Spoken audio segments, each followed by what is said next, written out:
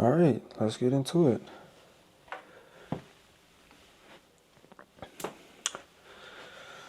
What's going on, beautiful people? David Logan back for another video, and this is, a start of a new series. So I'm gonna be doing a whiteboard series where I basically go over concepts that I know very, very well. I'm not gonna be planning them. I'm just gonna be like, hey, this is the topic, and then I'll go from there. But they're gonna be very important, and the first batch that we'll be going through is freelancing. So, freelancing. In the last, I would say, forever really, but more recently when the internet came online, this concept right here became way more accessible because before, you'd have your town and you'd have a skill that and you'd offer it to your town. But now we can do things online.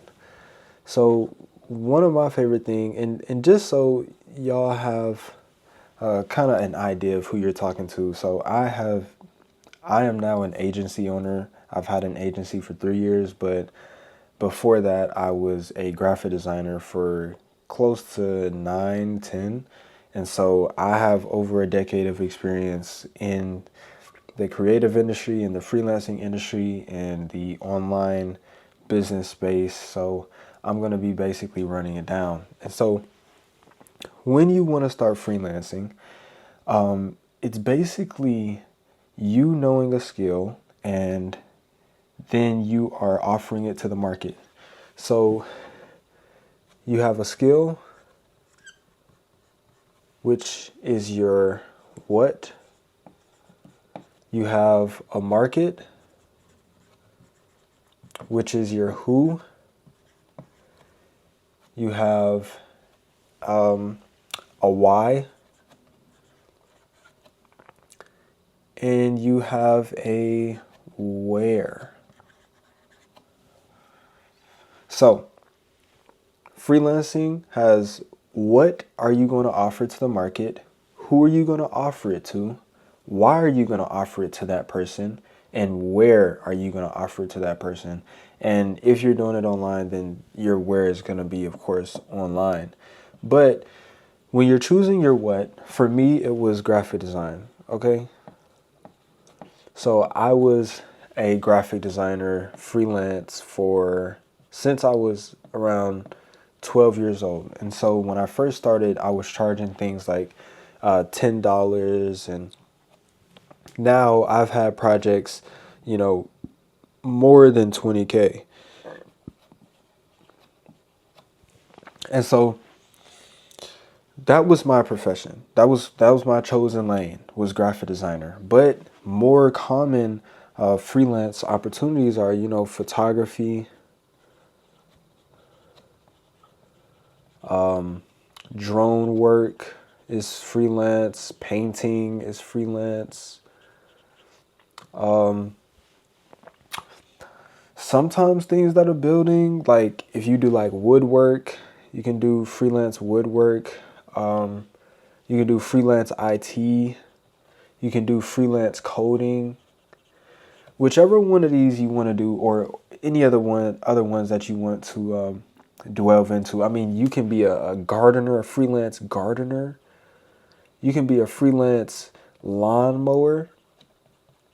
So you kind of get an idea that freelancing does not have a specific single lane that it has. It has many different lanes. And so when you're choosing your what, you want to make sure that you're paying attention to a few things. And that's what you're good at, what you do very easily.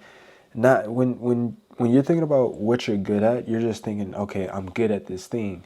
But do you do it easily or easier than most people do it? Is this like something that you can hedge on? Like you have this natural talent within this thing, and that, oftentimes, or just a skill that you choose to learn. Maybe you want to go learn woodworking. Maybe woodworking is something that has interested you and you want to go learn it. Or maybe you go learn coding, or maybe you learn some form of IT so that you can offer that to the market and basically be a freelancer. And so the thing about freelancing is that you are not binded to any company. Okay? You're not buying into any company. So as a freelancer, you can work with as many companies as you want. As long as nobody has like a no compete agreement with you, you can work with whoever you want, whenever you want, however much you want. It just has to be on you and what you are willing to do. And so after you have chosen your what you're going to do, you're going to choose who you're going to do it for. And this can either align with your interests or just a very, kind of gap in the market type of audience. So your who can be, one popular one is real estate. We all know that real estate businesses most times have money because they're having $1,000 transactions. Also, dealerships. Maybe a dealership near you needs a reliable lawnmower and they don't want to go to a company. They can go to you as a freelancer and just get it done. Maybe you guys get a contract where, every single month you do it every number of times, or for photography, they have a certain number of shoots with you every single month. And it's not as though you're an employee, it's that you are more of a contractor, and this gives you a lot of flexibility within your schedule. So you can choose real estate, dealership, schools. You can choose startup, tech, or let's go even more niche than that. Startup fintech. So fintech is basically financial technology. So if you want to really dial in and make as much money as possible, dive straight into a gap in the market type of audience. So, or a very niche gap in the market audience. So startup fintech is very niche.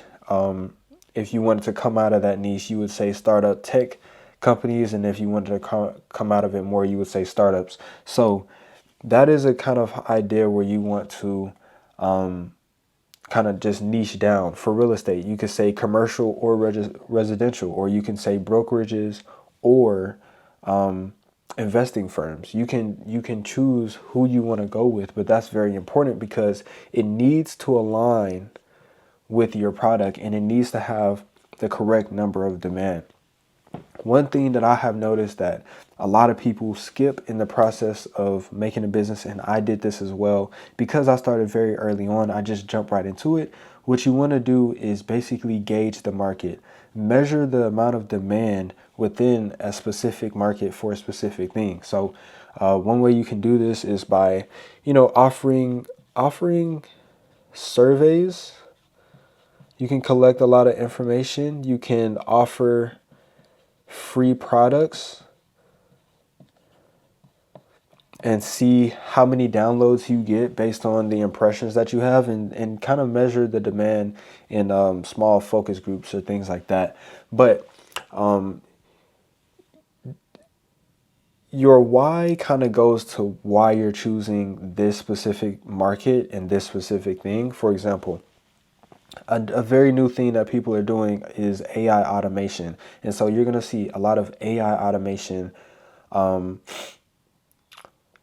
freelancers. And so a why for them would be, hey, in this new coming time, startup fintech founders have a hard time keeping track of financial reports. And so you create, a service that is basically giving them some reports on an automated basis. And that is kind of your why. And your why would be like, this is such a huge problem for them that it takes away, 20 hours of their time, or it makes them lose out on $200,000 every single year. And so when you're fixing a problem like that, where it actually has some type of value to who you're selling it to, that goes to your why. So your why could be like, timing, severity of issue. And I'm pretty sure y'all can't even see severity of issue. Let's see, access. lack of knowledge. And so those are just a few examples that you do this at. And so in your where, you can also be, in person. You can be specifically on college campuses serving a demographic that is there, or you can be inside of industrial parks serving the demographics that are there. And so you want to be clear on these things to make sure that you are capitalizing on this the best way possible. One thing that you will notice from your start of being a freelancer all the way up to the end is that you are going to have to collect as much data as possible to make the best decisions. And so that is going to be the toughest part, because it's like, okay, how do I really collect this data? How do I really store this data and analyze it? And, how can I boost this specific metric so I can get more data over here? Those are the type of problems that you're going to encounter once you get later on. So we have our what, we know what we're going to do. We want to learn IT. So we start offering a package for one-off IT services, and we offer it to our local market. Who? We're going to offer it to our local market of real estate brokerages, because real estate brokerages have a large database of properties in which they want to display in a very unique and custom way. That is something that an IT or a coder would do. And so let's just say that's in huge demand in your market because of something else. Then you go to them and you say, why? Because the severity of the issue is they would not be able to show their listings to their proper clients or potential buyers and get those sales, and lack of knowledge, I believe. So, and your where would be online. You can do this through email, and we're actually going to get into how to facilitate this thing in a second. So let me just clear off my board. And if you are following along, be sure to comment the word freelance, and I'll just know that you're following along. Okay. So how do we do it? We went over, how to get into it or what it is, but how do we do freelance? How do we facilitate this process? So process. And this is going to be the typical process that you will find when working with new clients and things like that. So, bam, you have some type of outreach. This is how you are going to get clients into the door. You have two types of outreach: inbound and outbound. Inbound is when you are attracting clients to you. So this is in forms like content, billboards, honestly, billboards, something like that. But inbound is where you are basically attracting clients to you. You are positioning yourself in their mind as something that can help them solve a problem. And so they are going to come to you to solve that problem. But outbound is where you are basically doing community outreach. You can do local workshops. You can do, let's see, charity events. That's community outreach. So outbound is basically you are going out to get them. You are going to where they are to get them. I mean, you could business approaching. So if you approach a business, then that is outbound marketing. And so that is your form of outreach that is going to bring you clients. And so let's just say you get 5 people inside of your outreach pipeline that actually responded. They are going to go on to the next step of the process, which is the initial call. So not every freelance gig is going to go like this. Sometimes somebody's going to text you and say, hey, I want a flyer. And then you just give them a flyer. You don't have a call. But this is the best possible way to have the best, most professional process for doing this. And so you have your initial call. Your initial call is where you are going to gather details of specific situation of the customer. So you're going to gather details of the specific situation of the customer. You're going to say, hey, what prompted you to book this call today? Or what prompted you to contact me? Or what prompted you to reply to me? And then they'll go into a whole spiel about their actual problem. And so you are going to link their problem to your solution. Okay, so let's say you're a photographer. They came to you with the problem of, we don't have any professional headshots for our company, and we've had trouble sending high quality photos out to press releases or media companies. And so their problem is no photos, and your solution is a photo shoot. Your solution is a photo shoot. And so then let's say they say yes. They're like, yes, let's do this photo shoot. They are going to go into onboarding. So depending on your actual freelance gig, you are going to onboard differently. So some people may have an onboarding call for larger projects, but in onboarding, you are collecting payment, you are signing agreements, and you are laying the rules. One huge problem that freelancers face is that they become slaves to their client. And if you follow this, you will not become a slave to your client. There was a time where I literally would do anything, however many changes, whatever. And I felt like I was a slave to my clients until I laid out the rules. Hey, this is the specific number of revisions. This is the specific amount of time that I will spend on this, and anything over this will charge. That all goes inside of your agreement. If you have the right contracts, then you will not have to worry about any client, running over you or anything like that. And so for payment, you can use something like Stripe. Stripe is free. You can use something like Stripe and just, create a new payment link every time someone is trying to shop with you. And so this would be like an online method of doing it. Or you can go through, another site like Go High Level. That has invoicing. QuickBooks has invoicing.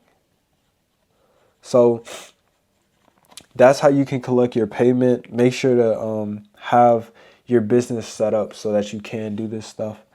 But that's what onboarding is. Onboarding is setting out the foundation and getting the ball rolling. So then, let's say they're like, yay, we're onboarded. You go into the fulfillment phase. So this is where you know how to do the best magic. This is where you are the greatest at, fulfilling, doing your part.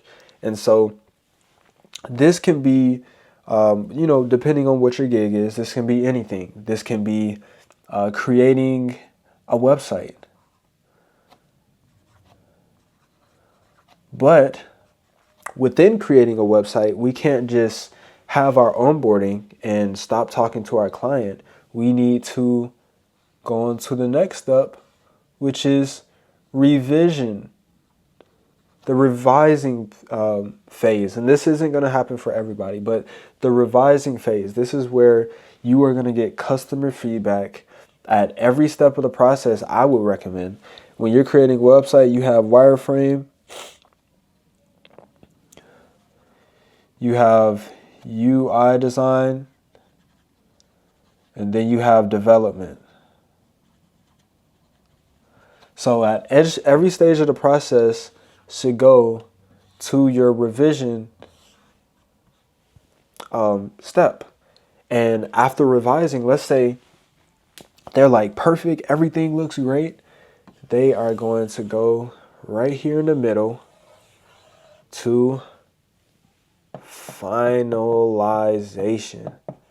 And I know I'm making this look like it's a celebration, but finalization is oftentimes like a very, depending on the client, it can be a good thing and a bad thing. And so one problem that freelancers face is just residual income. And so whenever you finalize with a new project, you're just like, okay, that's it for this project, on to the next. You know what I'm saying? And it's like you got to go out and go get new projects and things of that nature. But that is what happens, finalization. So maybe the rest of the money, hold on. And I apologize for my sniffling. I am suffering from pollen exposure. But finalization can be rest of payment. So some projects will be 50% upfront and 50% on the back end. It can be sending files. It can be website handover.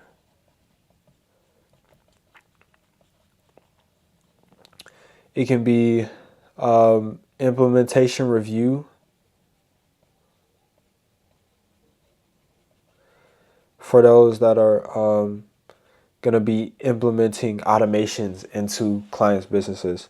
That is what happens. That is the process. Outreach, you go out and get the client, you get them on a call, or you get them in a sequence of communication. You gather their details, you match the problem to your solution, you onboard them, okay? You collect your payment, you put them in an agreement so that they are obligated to pay, and they are obligated to submit certain types of information. And then you're going to lay out the rules inside of your agreement as well. You're going to lay out different clauses, and you are going to then keep them in contact while you fulfill. So as you fulfill, let's say you're a lawnmower, you're a freelance lawnmower.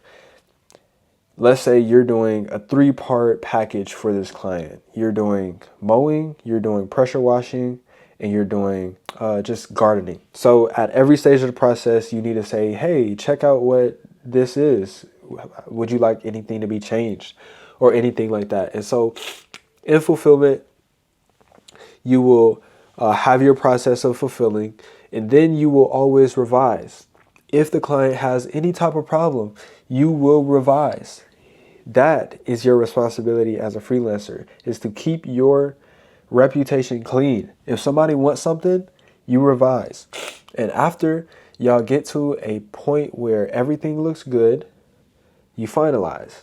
You send the files over, you get the rest of the payment, you hand the website over, you do whatever you need to do to finalize that deal, that project. And so that is, the intro video to the freelancing whiteboard series. I hope y'all learned something. Let me know if y'all want me to go more in depth. This is like a 25-minute video, so I didn't want to go too long. I want to make it digestible, but let me know if y'all want me to go deeper. And the next video is probably going to be on,